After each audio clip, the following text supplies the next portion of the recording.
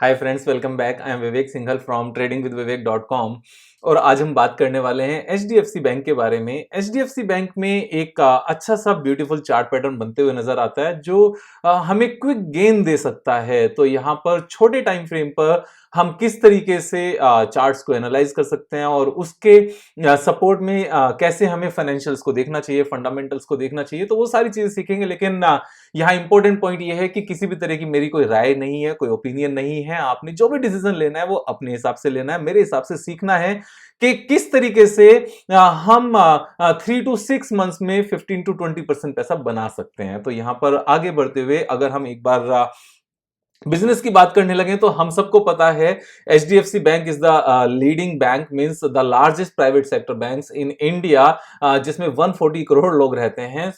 जो और यहां पर कैपिटा इनकम $2000 के आसपास है और यहां से इमेंस ग्रोथ के स्कोप है, supported by the GDP growth. अगर जीडीपी 7 to 8% यहां पर ग्रो करती है और 4 to 5% का अगर इन्फ्लेशन होता है तो कुल मिलाकर 13-14% का विद इन्फ्लेशन जीडीपी ग्रोथ है। तो सेम रेशियो में अगर रेवेन्यू इंक्रीज करती है तो प्रॉफिटेबिलिटी 20% के आसपास ग्रो कर जाती है। और एचडीएफसी बैंक इन सब चीजों को लेकर शुरू से आज तक चला है और आगे भी इस सीजन इस बैंक ने ये सारी परफॉर्मेंस दिखाई है। अगर हम नीचे जाकर देखें तो क्वार्टरली रिजल्ट्स जो अभी आए वो उतने ही अच्छे आए भी हैं। यहां पर अगर रेवेन्यू की बात करने लगे जून क्वार्टर की, so revenue is the highest ever and last year June में 32,000 करोड़ का रेवेन्यू था जो 37,000 करोड़ हो गया इंक्रीज होकर।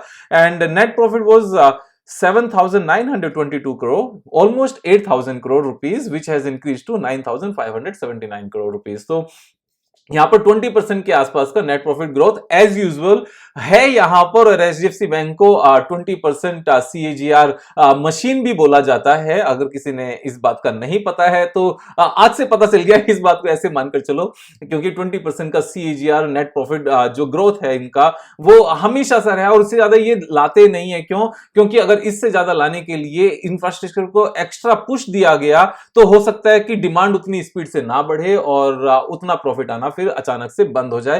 तो जीडीपी ग्रोथ के साथ ये अपनी चीजों को लेकर चलते हैं और यही इस बैंक की ब्यूटी है। बहुत ज्यादा ऊपर भी नहीं जाता, बहुत ज्यादा नीचे भी नहीं जाता। तो हम यहां पर अगर पी&एल स्टेटमेंट की बात करने लगे और एक बार इनका ट्रैक रिकॉर्ड देखें तो 20,000 करोड़ की रेवेन्यू से इंक्रीज होते हैं 28, 35, 42, 50, 63, 73, 85, 105, 122, 128, 135, 140। तो हम आंखों के सामने देख सकते हैं रेवेन्यू यहां पर लगातार इंक्रीज हुई है। सेम तरीके से नेट प्रॉफिट इंक्रीज हुए हैं and net profit in last 10 year starting from 3,992 crore it has reached to 39,710 crore, यानी कि 10 इयर्स में नेट प्रॉफिट 10 टाइम्स हो गया है। और सेम तरीके से यहां पर शेयर प्राइस, क्योंकि इन सब चीजों को फॉलो करता है, तो ये भी चीज यहां पर नजर आती है। एक बार पी रेशो की ओर बात कर लेते हैं कि पी रेशो किस तरीके से लास्ट कुछ टाइम में मूव किया है और अभी किस तरीके से मूव होते हुए नजर आता है। तो अगर हम पी रेशो पर आते हैं और 10 इयर्स का हम देखते हैं, 5 इयर्स में देखें तो median P ratio is 27। Right now it is quoting at just 19 PE और 27 से 19 के पी पर आ गए हैं। 10 इयर्स की अगर हम बात करने लगे तो 26 का पी है और अभी 19 का पी है। 3 इयर्स की बात करने लगे तो 25 का मीडियन पी है, एवरेज पी और अभी 19 के पी पर है। तो 3 साल मींस 3 इयर्स, 5 इयर्स, 10 इयर्स, तीनों टाइम का अगर होराइजन देखने लगे तो शेयर प्राइस ने अंडर परफॉर्म किया है। पी रेशो कम रहा है तो यहां से ज्यादा स्पीड से चलने के इसके चांसेस हैं। ये यहां पर बिल्कुल क्लियर हो जाता है। उसके बाद में हम यहां पर देख सकते हैं जो पी रेशियो है दैट इज 19.5 और बाकी सारी चीजें उतनी ही सुपर्ब हैं जितनी सुपर्ब इसके पहले थी। अब बात करते हैं यहां पर टेक्निकल की। अब टेक्निकल में अगर हम आते हैं और टेक्निकल चार्ट को एक बार देखने लगे तो इससे पहले मैंने एक वीडियो बनाई थी एचडीएफसी बैंक को लेकर और हाल फिलहाल में ही बनाई थी, एचडीएफसी बैंक विवेक सिंघल। अगर हम यहां पर सर्च करते हैं तो वीडियो निकल कर आएगी। ये वीडियो है HDFC bank all set for the new rally और ये 3 मंथ्स पहले आई थी। अगर हम इसके ऊपर क्लिक करें तो एक बार डेट नजर आ जाएगी कि वीडियो कब आई थी। This was on March 27, 2022। March 2027 means March 27 को ये वीडियो बनाई थी। तब प्राइस क्या था एक बार ये देखते हैं। At that time the price was तब ये सैटरडे या संडे को वीडियो आई थी और क्लोजिंग प्राइस था 1430। अभी आज की डेट में ऑलमोस्ट सेम प्राइस पर ये स्टॉक ट्रेड कर रहा है, लेकिन जब वीडियो बनी थी उसके एकदम बाद में इसने कितने परसेंट की रैली ली थी, ये स्टॉक ऑलमोस्ट 20% ऊपर गया था इमीडिएटली, क्योंकि चार्ट पैटर्न इस तरह की बातों को सपोर्ट कर रहा था कि जो लाइफ टाइम हाई है वहां तक शेयर प्राइस जाएगा। और लाइफ टाइम हाई पर मैं हमेशा निकलने के लिए इसीलिए कहता हूं कि लाइफ टाइम हाई एक बार शेयर प्राइस चला जाए, यहां पर स्विंग ट्रेड की बात कर रहा हूं मैं, बाय एंड होल्ड पोजीशन की बात नहीं कर रहा हूं कि एक बार बाय कर लो और 10 साल के लिए बाद बेचना है, 20 इयर्स के बाद बेचना है। और वैसे भी एचडीएफसी बैंक ऐसा ही है कि जब भी हमें सस्ता मिले बाय करके रख सकते हैं, बच्चों के लिए एक अलग से पोर्टफोलियो बना सकते हैं जिसमें फ्रीक्वेंटली ट्रेडिंग नहीं करनी है, लेकिन अच्छे स्टॉक्स को बाय करते हुए रखते जाना है। तो अगर स्टॉक्स में एसआईपी करनी है तो एचडीएफसी बैंक उसमें जरूर होना चाहिए, क्योंकि इंडिया की ग्रोथ के साथ साथ ये चल रहा है आगे।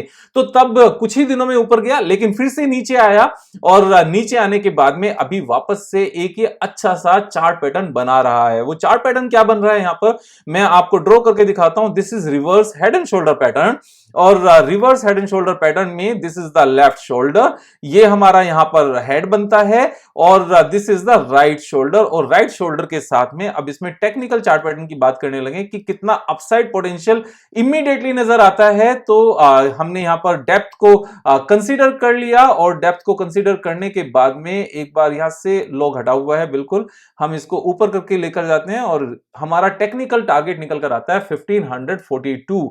नाउ 1542 यहां से कितने परसेंट है करंट प्राइस से? This is almost 11%, 10.81%। तो ये 10.81% मुझे नहीं लगता कि 1 मंथ से ज्यादा टाइम लगाएगा, और अगर 2 मंथ्स भी अगर इसने लगा दिए और हमें 11% का गेन आ गया तो 5% का एवरेज बैठता है 1 मंथ का।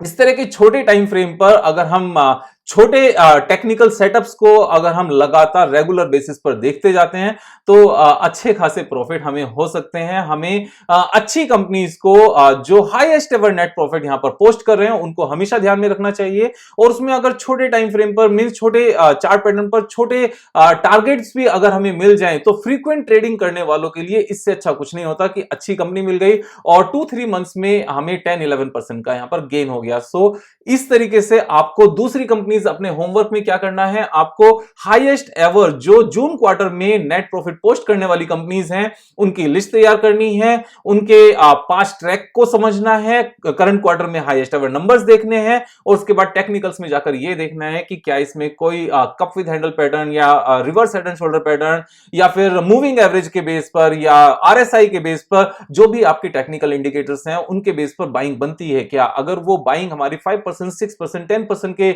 पोटेंशियल गेन के लिए भी बनती है तो उसमें भी कोई बुराई नहीं है, क्योंकि अगर छोटा टेक्निकल टारगेट है तो उसके रीच होने में टाइम भी कम लगेगा। एंड फ्रीक्वेंटली इस तरह की एक्सरसाइज को करके हम लगातार अच्छे पैसे मार्केट में कमा सकते हैं।